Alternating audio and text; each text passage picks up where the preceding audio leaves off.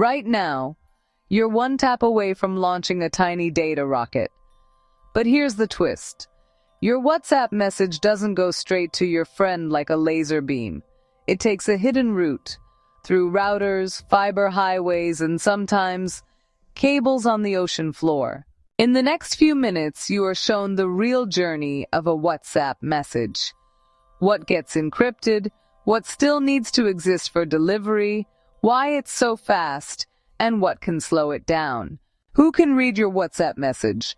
WhatsApp to, or only your friend? Before your message even leaves your phone, WhatsApp uses end-to-end encryption. Simple meaning, the message content is locked so only your friend's device can unlock it. WhatsApp's own explanation: no one outside the chat, not even WhatsApp, can read what you send. But even a sealed envelope still needs an address on the outside. Modern secure messaging uses encryption systems where keys evolve over time.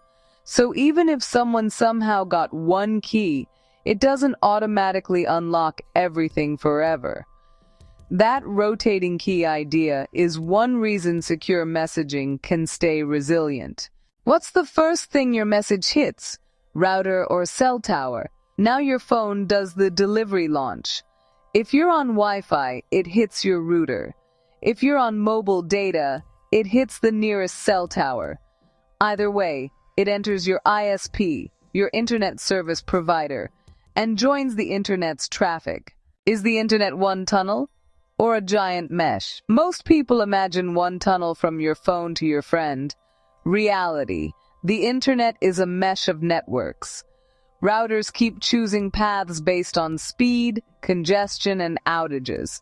So your message may take different routes on different days. How does your message cross an ocean? Satellites or undersea cables? If your friend is far away, your message may cross continents through fiber optic cables, including undersea cables. These aren't thin wires. They're armored systems built to survive harsh ocean conditions. And inside, a tiny glass core that carries data as pulses of light. In fiber, signals travel insanely fast, close to light speed, but slower than in vacuum.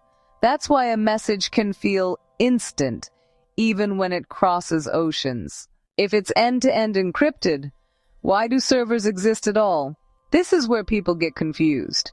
Even with end-to-end encryption, WhatsApp still uses servers and data centers as delivery infrastructure, routing messages, handling reliability, and forwarding data to the right device.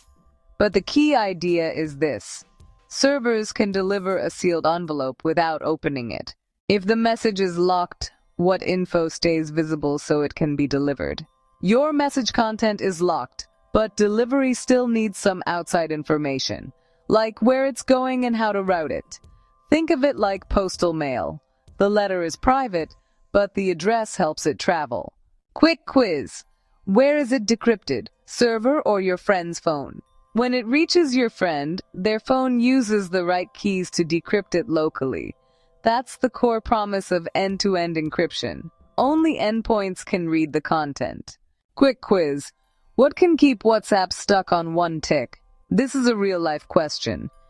If this is so fast, why does WhatsApp sometimes show one tick forever?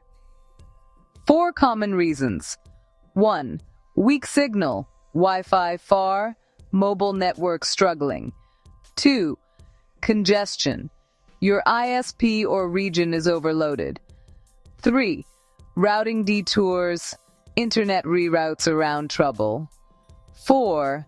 Receiver offline, their phone isn't reachable so delivery waits. Myth. WhatsApp is phone-to-phone like a walkie-talkie. Reality. It uses infrastructure to deliver reliably, but the content stays sealed end-to-end. So the next time you tap send, remember, you're launching light pulses through glass, across networks and sometimes oceans, inside a sealed envelope your friend's phone can open.